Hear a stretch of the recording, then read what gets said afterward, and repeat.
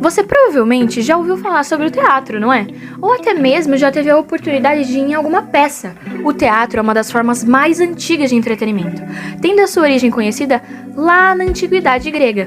No começo, ele era apenas um local físico para onde o público se deslocava para ver cerimônias, rituais e representações do cotidiano.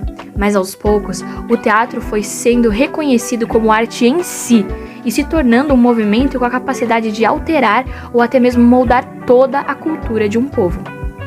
Um dos maiores nomes do teatro brasileiro e até mesmo internacional, Denise Stoklos, nascida em julho de 1950, é dramaturga, encenadora e atriz paranaense. Formada e com um amplo repertório cênico, ela atua, escreve e dirige seus espetáculos, caracterizados pela intensa crítica ao sistema social. Stoklos é uma profissional única. Ela não reproduz nenhum outro trabalho, portanto, traz muita originalidade e inovação para o teatro, sendo ela a criadora do teatro essencial, por exemplo. Ela é muito famosa não só por causa das peças dela que fazem muito sucesso, mas também porque ela é a criadora do chamado teatro essencial. O que é esse teatro essencial?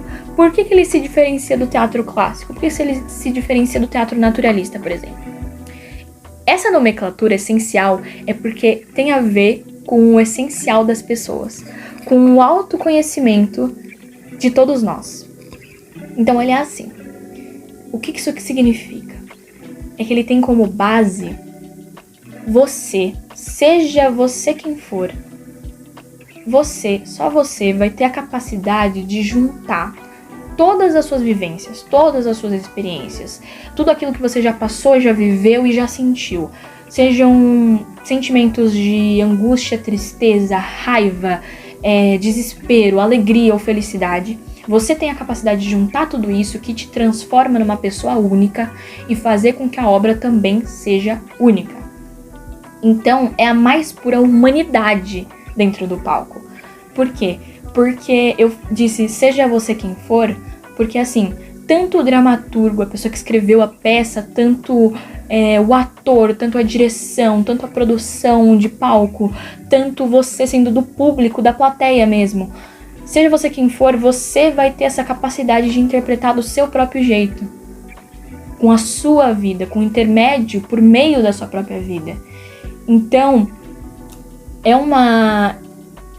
tem como base essa coisa individual, mas também essa coisa coletiva, porque ele vai ligar todas essas pessoas, direta e profundamente, porque ele vai utilizar dessas ideologias, desses sentimentos, dessas memórias, não para manipular você, não para dominar você, mas para poder fazer com que no final você tenha a reflexão de que todos passamos pela mesma coisa, de que todos nós temos a mesma busca, de que todos nós temos os mesmos sentimentos, de que todos nós somos humanos. Então ele vai usar de tudo isso, desse sentimento de individualidade, para mostrar na verdade uma coletividade. Porque você, tendo aquele sentimento, você vai conseguir interpretar da sua maneira que você compreenda na verdade que somos todos humanos. Então esse é o conceito do teatro essencial. Um Fax para Colombo é uma peça escrita em inglês originalmente, mas que foi apresentada em diversos lugares pelo mundo, principalmente aqui no Brasil. Denise é uma mulher à frente do seu tempo, visto que escreveu completamente sozinha esta obra em 1992, mas que os conceitos podem ser facilmente replicados na atualidade, e por isso ela apresenta um grande impacto social. Um Fax para Colombo é realmente como se a atriz tivesse escrito uma carta, colocado dentro de uma garrafa e jogado no mar, como resposta para o Cristóvão Colombo depois de 500 anos daquele sistema de exploração e colonização aqui.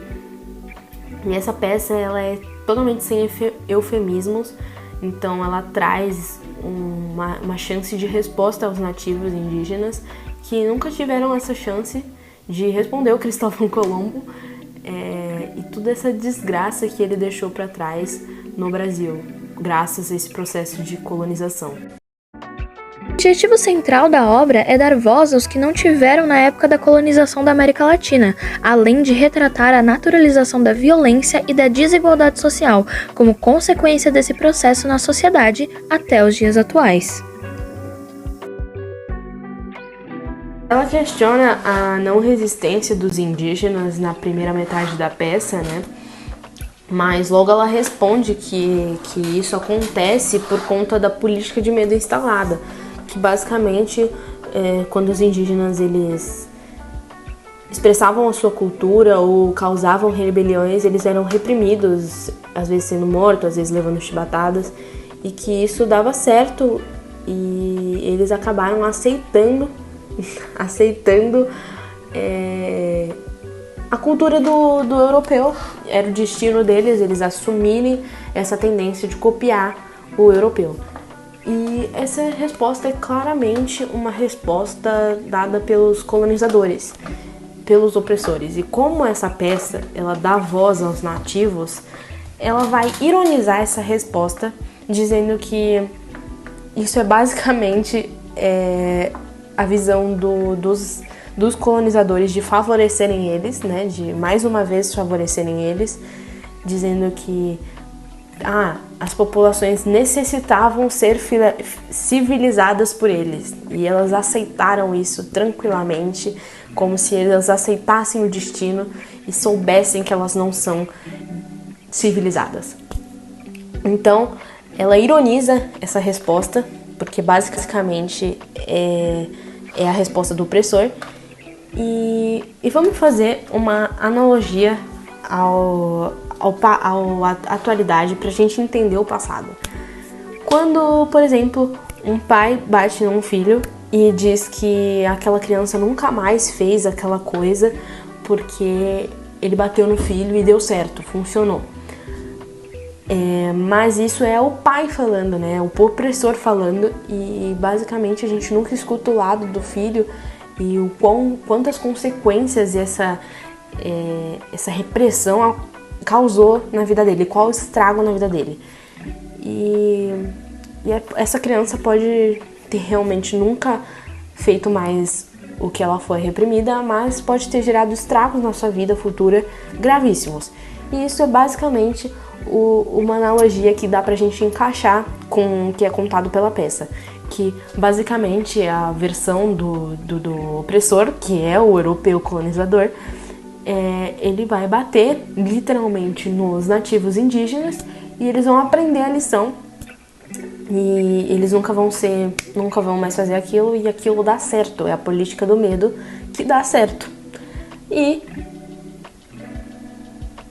não falam da desgraça que foi gerada na vida na civilização inteira dessa sociedade que foi civilizada dessa maneira, né? O estrago que hoje é o Brasil como um país cheio de racismo, xenofobia, diversos preconceitos, desigualdade social, fome, pobreza, tudo isso por conta dessa narrativa e das ações bárbaras dos colonizadores. Provocando uma reflexão final, Denise Soklos conclui sua tese sobre esta sociedade conformada com as desigualdades sociais e o sistema exploratório em que vivemos. Onde, afinal, está o sentimento de humanidade? Quer saber mais sobre o teatro e outros dos seus grandes nomes? Então não perca mais episódios!